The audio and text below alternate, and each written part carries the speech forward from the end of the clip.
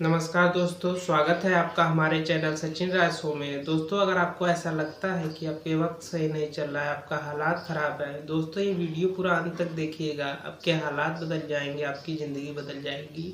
आज मैं बात करने जा रहा हूँ उस महिला की जिनके 2 बच्चे और 1 बच्ची थी। दोनों बच्चों की जवानी में ही सड़क हादसे में मौत हो गई और उसके कुछ दिन बाद उनके पति की भी मौत हो गई। वह अंदर से टूट चुकी थी, लेकिन उन्होंने अपना आत्मविश्वास नहीं खोया, मेडिटेशन का सहारा लिया और लाइफ में कमाल का बाउंस बैक। जी दोस्तों, आज हम बात करने वाले हैं भारत की प्रथम महिला नागरिक चुनी जा चुकी द्रौपदी मुर्मू जी के बारे में। जब वह झारखंड की राज्यपाल चुनी गई थी, तब वह राष्ट्रपति भवन पहुंची थी, जहां पे उस समय के तत्कालीन माननीय राष्ट्रपति रामनाथ कोविंद जी से मिलने पहुंची थी। तो शायद उन्हें अंदाजा भी नहीं होगा कि वही अगली राष्ट्रपति बनने वाली हैं। तो आइए हम सीखते हैं कुछ top 5 learning fact about Draupadi Murmu. हाँ, बल्कि उन हालातों को अपनी ताकत बनाएं ताकि आप जिंदगी में कुछ अच्छा रास्ता देख पाएं और उन अच्छे रास्तों पे चल पाएं। श्रीमती द्रौपदी मुर्मू जी का जन्म 20 जून 1958 में उड़ीसा के एक पिछड़े जिले मयूरभंज के एक आदिवासी गरीब परिवार में हुआ था। उनके पैदा होते ही समस्याएं उनके स्वागत के लिए खड़ी थी। पर गरीबी में जिंदगी जी रहा था, इनके पास संसाधनों का अभाव था। इनके पिताजी प्रेमजी नारायण पुरी ने कभी भी अपनी इस स्थिति को कभी भी अपने कड़ी मेहनत के आड़े नहीं आने दिया। द्रौपदी मुर्मू जी ने अपने जनपद से शुरुआती शिक्षा प्राप्त करने के बाद भुवनेश्वर के देवी महिला महाविद्यालय से ग्रेजुएशन की पढ़ाई पूरी करने के बाद वह अपने बेटी को शिक्षा देने के लिए वह टीचर बन गई। दोस्तों, उन्होंने अपने करियर की शुरुआत की Shri Aurobindo integral education centre से। दोस्तों, जीवन की चुनौतियां इतनी ही काफ़ी नहीं थी, अभी बहुत सारी चुनौतियां उनके जीवन में आनी बाकी थी। जैसा कि मैंने बताया कि उनकी ज़िंदगी में चुनौतियों का आना अभी बाकी था, समस्याएं खत्म ही नहीं हुई थी, सब कुछ ठीक सा चल रहा था। फिर 2009 के अक्टूबर महीने की 27 तारीख को सुबह 7 बजे अचानक से उड़ीसा की राजधानी भुवनेश्वर के पतपदा इलाके में हलचल मच गई। एक घर में एक नौजवान 25 साल की उम्र के लड़के की लाश मिली।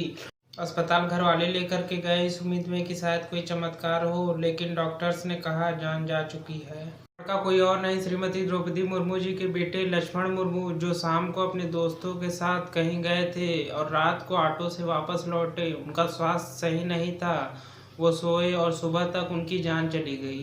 रहस्यमयी मौत जो 2009 में हुई, इस पर से पर्दा उठ नहीं पाया। उसी के 4 साल बाद उनके दूसरे बेटे की भी रोड एक्सीडेंट में जान चली गई। 2013 में अपने जवान बेटे की मौत के बाद द्रौपदी मुर्मू जी उभर भी नहीं पाई थी कि उनके पति की भी जान चली गई।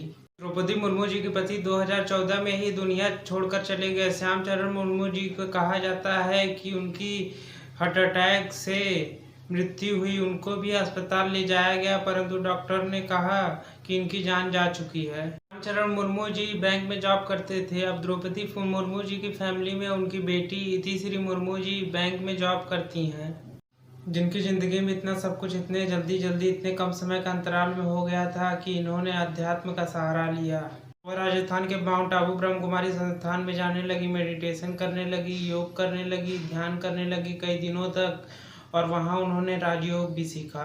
और संस्थान के अनेक जो कार्यक्रम अलग अलग कार्यक्रम थे उनमें हिस्सा लेने लगी और अपने आप को ताकतवर बनाने लगी। कहने का मतलब ये है कि तकलीफ़ें चाहे जितनी भी हैं, आपको पहाड़ की तरह मजबूत बनना है और सारी तकलीफ़ों से उबर कर बाहर आना है।